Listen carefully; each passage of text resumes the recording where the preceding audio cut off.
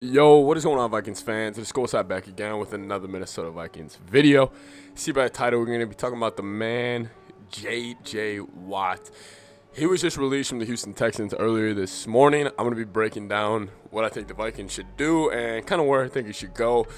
I don't really think him going to the Vikings is realistic. However, I think he could be going to a team in our division, which is very unfortunate. And we're going to be just talking about J.J. Watt and how it affects the Minnesota Vikings, and if they could pull off a little signing of J.J. before the season starts. If you guys are new here, please subscribe to the channel. We do daily Minnesota Vikings takes. Leave a like on the video, comment down below. I respond to all you guys. I really want to hear what you guys have to say about this. Anyways, J.J. Watt potentially to the NFC North, hopefully the Vikings. Let's talk about it.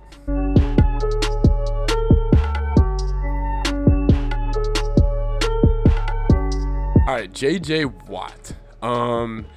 J.J. Watt is what was the best defensive lineman in the league during 2012 to I think 2015 with the Houston Texans. He was great. I mean, he was absolutely phenomenal. He was a 3-4 defensive end. 3-4 defensive end normally means you have 3 down linemen and 4 linebackers. When you run a 4-3, 4 down linemen, 3 linebackers. I can't talk right now. And that's what the Vikings run is the 4-3, by the way. But during that year from 2012 to 2015, J.J. Watt absolutely ran through the NFL. I believe during that stretch, he had 69.5 sacks during those 4 seasons. The next closest guy in the NFL had 50. So he had about a year's worth more of sack, and a good year's worth. I mean, having 19 sacks in a season, I mean, that would be incredible. So he had 19 more sacks than the guy that was in second place. However, that wasn't 2015. We're heading into the 2021, 2020, 22 season, which is absolutely insane to think about. And I don't know if J.J. Watt is still the same guy. However, this could just be because of the kind of chaos that's been going on in Houston that you're not getting the most out of your star players. However, on the other side, it's not like Houston has been bad over the last 3 years. Last year, obviously, they were not terrible, but you just go back to the year before that. They were up 24-0 to the Chiefs in the divisional round, coming off a win against Josh Allen and the Bills. That's a pretty damn successful season, even though you did blow a 24-point lead in the playoffs, but you were still up 24 on Patrick Mahomes and the Chiefs. And J.J. Watt, I mean, he's had his flashes still. He's not the consistent guy that he was. However, he can still be dominant. And I think if he would go to the right place, whether it's Pittsburgh or Green Bay, which they say he's going to go to, and he can play across from J.J. Watt, or across from his brother T.J., or across from the Zendarius and Kenny Clark, that'd be huge for him. I think that would help him a ton. I think that would less double teams, obviously, open up more for other players. And if he could go to Pittsburgh, I mean, that defense would be elite. I'm praying you choose Pittsburgh. If you're choosing between Pittsburgh and your hometown, Wisconsin, Green Bay, please choose Pittsburgh, JJ. Now, my case for him coming to the Minnesota. Listen, I obviously know he's from Wisconsin. He grew up there. He probably grew up a Packers fan. He went to Wisconsin. You know, he's a big old Wisconsin boy. So the thought of Minnesota probably doesn't excite him if he was looking at this from his childhood perspective.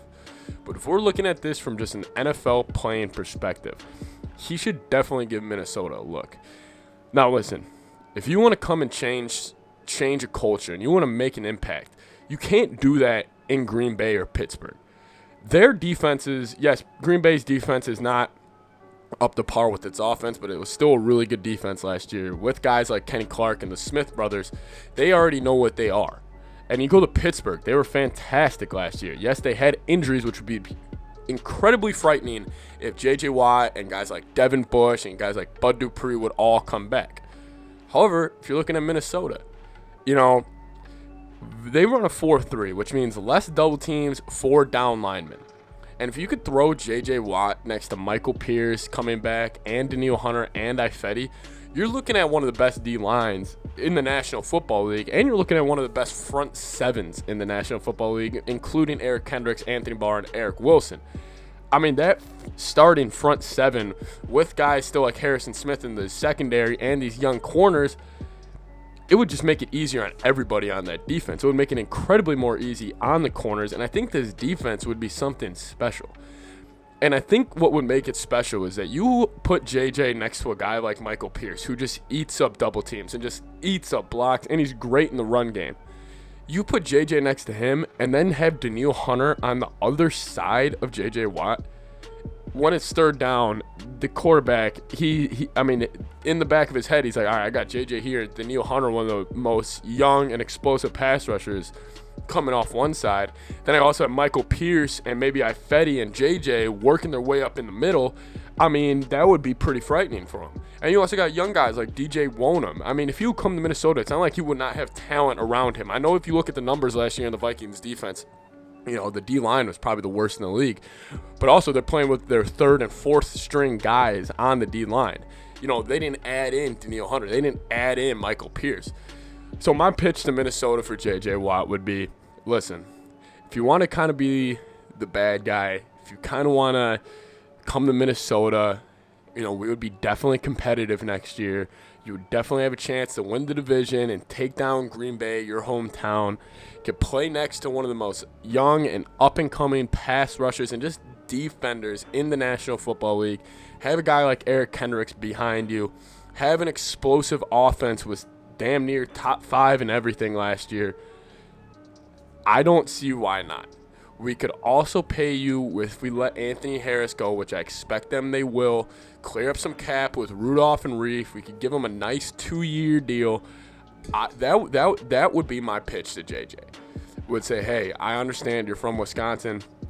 Come to Minnesota. Come win a Super Bowl with the Vikings and kind of rub it in your fellow Wisconsin mates. Obviously, I don't think that would happen if I was going to Vegas. I would probably put my money that he would go to Pittsburgh, probably Green Bay.